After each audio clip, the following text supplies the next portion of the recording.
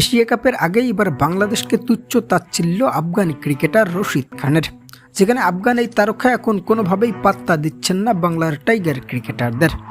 সেই সাথে আসন্ন এশিয়া কাপে বাংলাদেশের জয়ের বড় কাঁটায় পরিণত হবেন নাকি আফগানি ক্রিকেটাররা।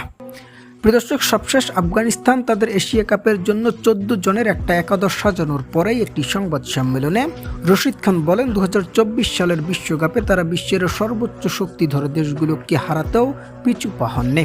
এবারের এশিয়া কাপেও তার ব্যতিক্রম কিছুই হচ্ছে না।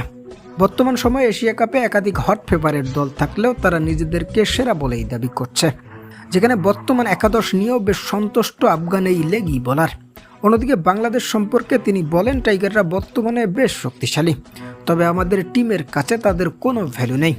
আমরা তাদের বর্তমানে কোনোভাবেই গুরুত্বপূর্ণ প্রতিপক্ষ হিসেবে ভাবছি না। অন্যদিকে রশিদ খানের এমন মন্তব্যের সঠিক জবাব দিতে যাচ্ছে বাংলাদেশ এশিয়া কাপ শেষ করে আগামী অক্টোবরের উইন্ডোতে আফগানদের বিপক্ষে একটি সিরিজের মাধ্যমে।